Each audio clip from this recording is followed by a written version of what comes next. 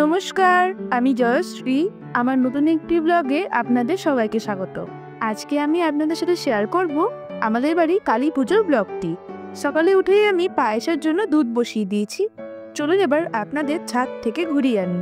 রেলিংগুলো দেখছেন কি সুন্দরভাবে ফুল এবং কাপড় দিয়ে সাজানো হয়েছে। এটি হচ্ছে আমাদের বাড়ির ছাদ। এদিকে হবে খাওয়া দাওয়া, তার জন্য ওইদিকে দেখুন কত চেয়ার এবং টেবিল রাখা আছে। আর ওই সাইডটাই হবে পুজো, যেখানে মা আছেন। বলবেন জায়গাটি কেমনভাবে সাজানো হয়েছে এবং আমাদের মাকেও কেমন লাগছে। আপনারা তো রিলসে দেখেইছেন। আর এইদিকে আমার পায়েসও প্রায় রেডি হয়ে গেছে। সকাল সকাল ঘুম থেকে উঠেই স্নান সেরে আগেই মায়ের পায়েস বানাতে বসছি। আর এই হচ্ছে আমাদের বাড়ির ফ্রন্ট গেটটি। বলবেন এটিও কেমন লাগছে। আর ওইদিকে ভেতরটাই হচ্ছে রান্নাবান্না। মাসিরা একদিন যা রেঁধেছিল সত্যি অসাধারণ খেতে ছিল। প্রত্যেকটা রান্না এত সুন্দর খেতে হয়েছিল। তো এবার আমরা চলে যাব সরাসরি পুজোর সময়টায়। পুজোর দিন প্রায় সবাই উপোস করে আছে। ঠাকুর মশাইয়ের আসার কথা ছিল 12টায়, কিন্তু ওনার আস্তে আস্তে প্রায় 1:30টার মতো বেজে গিয়েছে। তাই এখন সবাই মিলে আমরা বসে গেছি এখানে মায়ের পুজো উপভোগ করার জন্য। সত্যি বাড়িতে প্রায় অনেক দিন পর পুজো হচ্ছে। লাস্ট মনেই আমাদের বাড়িতে পুজো হয়েছিল 2015 সালে, তারপর হচ্ছে আবার 2025 সালে। প্রায় 10 বছরের ডিফারেন্স রয়েছে আমাদের এই বাড়ির পুজোতে। আগে ছোটবেলায় বাড়ির পুজো সবাই মিলে কাটিয়েছি, আর এখন আবারও সবাই মিলে কাটানোর সময় এবং সুযোগ পেয়েছি। সত্যিই খুব ভালো লাগছে। কালী পুজো হিন্দু ধর্মাবলীদের অন্যতম গুরুত্বপূর্ণ এবং আবেগঘন এক পুজো। বিশেষ করে পশ্চিমবঙ্গ, উড়িষ্যা এবং আসাম অঞ্চলে এই পুজোর গুরুত্ব অপরিসীম। কালী দেবী শক্তির প্রতীক, অশুভ শক্তির বিনাশকারিণী। বাড়িতে কালী পুজো হলে কিছু নির্দিষ্ট আচার আচরণ মেনে চলা হয়ে থাকে। দেবী কালী মহাকালীর রূপ। তিনি সময়, মৃত্যু, শক্তি এবং ধ্বংসের দেবী। শাস্ত্রমতে দেবী দুর্গা ক্রোধ থেকে কালীর জন্মগ্রহণ করেন।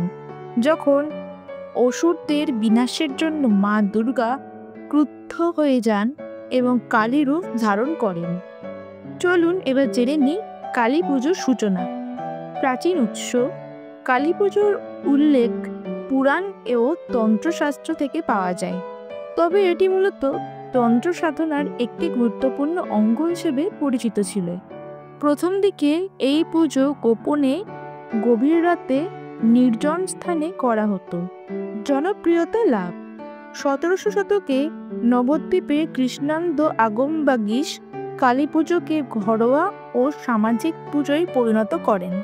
তাকেই অনেক ইতিহাসবিদ ঘরোয়া কালী পুজোর প্রবর্তক মনে করেন।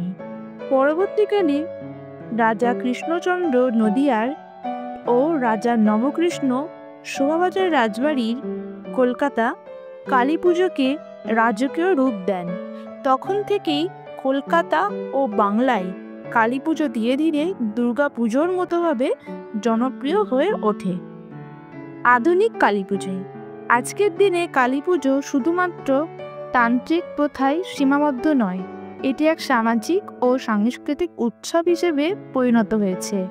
বিভিন্ন এলাকায় আলোকসজ্জা, থিম ভিত্তিক প্যান্ডেল, সাংস্কৃতিক অনুষ্ঠান ইত্যাদির মাধ্যমে কালী পুজো উদযাপন করা হয়। বিশেষ করে পশ্চিমবঙ্গ, আসাম, উড়িষ্যা, বিহার এবং বাংলাদেশের কিছু অংশে এটি খুব ধুমধামের সঙ্গে পালন করা হয়। এদিকটায় মায়ের ভোগ দেওয়া হয়েছে। আর আপনাদের সাথে কথা বলতে বলতে পুজোর প্রায় অনেকটা ধাপ এগিয়ে গিয়েছি আমরা। এখন মায়ের আরতির সময়। সবটা ভিডিও করতে পারিনি, যেটুকু আপনাদের ভিডিও করতে পেরেছি সেটুকুই আপনাদের দেখিয়েছি। আসলে যেদিন পুজো ছিল সেই দিন ছিল আমার কলেজের একটা এক্সাম, তার জন্য আমার দাদা আমাকে ভিডিওটি করে দিয়েছে। ওকে অসংখ্য ধন্যবাদ যে ও ভিডিওটি করে দিয়েছে, যার জন্য আমি আপনাদেরকে এই ব্লগটি শেয়ার করতে পারছি। মায়ের যখন আরতি হচ্ছিল তার কিছুক্ষণ পরেই ধরুন আমি চলে এসেছিলাম, দিয়ে আমি এই অঞ্জলিতে বসতে পেরেছি। মানে এটা আমার খুব একটা বড় পাওনা যে আমি সারা পুজোতে না রাখতে পারলেও আমি অঞ্জলিটাতে অন্তত থাকতে পেরেছি, আর খাওয়া দাওয়া ছিল রাত্রিবেলায়। তো কলেজ থেকে এসে এটা আমার কাছ থেকে খুব বড় একটা পাওনা ছিল। ধর্মার্থ মোক্ষদে দেবী নিত্যং মে।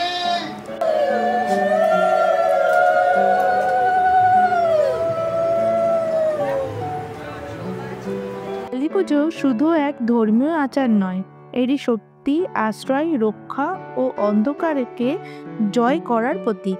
দেবী কালী তার ভয়ঙ্কর রূপে অশুভ শক্তির বিনাশ করে শুভ শক্তিকে প্রতিষ্ঠা করেন। এই বিশ্বাসেই যুগ যুগ ধরে মানুষ তার আরাধনা করে আসছেন। অঞ্জলি হয়ে যাওয়ার পর একটি জবা ফুল সবার হাতে নিয়ে শিব ঠাকুরকে অনুসরণ করার পর মায়ের চরণে ওই ফুলটি ঠাকুরমশাই দিয়ে আসতে বললেন এবং বললেন নিজেদের একটি ইচ্ছা মাকে জানতে। তো আমরা সবাই এক একজন করে মায়ের চরণে ফুল দিয়ে নিজের ইচ্ছাটা মায়ের কাছে বললাম, বলে মাকে ভালো করে প্রণাম করে চলে এলাম এবার যজ্ঞের দিকে। এখানে যজ্ঞের জন্য কাঠ খোঁচাচ্ছিলেন, এটি হচ্ছে বেল কাঠ, এবং তার আগে আবির দিয়ে কিছু একটা করে নিতে হয়, সেইগুলোই করছিলেন ঠাকুরমশাই। আমাদের বাড়িতে যিনি পুজো করেন তিনি খুব ধরে ধরে এবং খুব সুন্দরভাবে পুজোটি করেন। তো ওনারা বলছিলেন কিছু পাটকাঠি হলে সুবিধা হতো, কিন্তু আমাদের বাড়িতে যেহেতু বেল গাছ আছে, তো বেল গাছ এরকম কেটে রাখা ছিল, সেইগুলি দেওয়া হলো যজ্ঞের জন্য। তো যজ্ঞ এখন শুরু হয়ে গিয়েছে, এই যজ্ঞর পরেই পুজোটা শেষ হয়ে যাবে। তো যতক্ষণ যজ্ঞ হচ্ছিল তখন ঠাকুরমশাই আমাদের বললেন যে 108টা যে প্রদীপ হয় সেইগুলি এক এক করে জ্বালিয়ে দিতে। তো আমরা এখানে সবাই মিলে ওই প্রদীপগুলিকে জ্বালাচ্ছিলাম। খুব ভাল লাগছিল এই পুজোর কাজগুলি সবার সাথে বসে করতে। যেটুকু সময় পেরেছি সেইটুকু সময় থাকতে পেরেও খুব ভাল লাগছিল। মায়ের পুজো প্রায় কমপ্লিট, আর আমাদের 108টা প্রদীপও জ্বালানো কমপ্লিট। এই যে 108টা প্রদীপ ধরিয়েছি, দেখতে কি সুন্দর লাগছে তাই না? আর এখানে আমাদের যজ্ঞ কমপ্লিট, মানে তো পুজো শেষ। এখানে ঠাকুরমশাই সবাইকে হোমের টিপ পরিয়ে দিচ্ছিলেন। সত্যি পুজোটা খুব ভালোভাবে কেটেছে, কোনো জায়গায় কোনো বাধা নিষেধ কিচ্ছু পড়েনি, এবং সবাই মিলে খুব ভালো করে এনজয় করতে পেরেছি। আজকের ভিডিওটিও এখানে শেষ করছি, এবং আপনারা কমেন্টে বলবেন আজকের ব্লগটি কেমন লাগলো। ভালো লাগলে অবশ্যই লাইক, কমেন্ট, সাবস্ক্রাইব এবং শেয়ার করতে ভুলবেন না। ফেসবুক পেজ থেকে দেখলে পেজটি ফলো করে নেওয়ার অনুরোধ রইল। সবাই ভালো থাকবেন, সাবধানে থাকবেন। আবার আসবো পরের একটি ভ্লগ নিয়ে।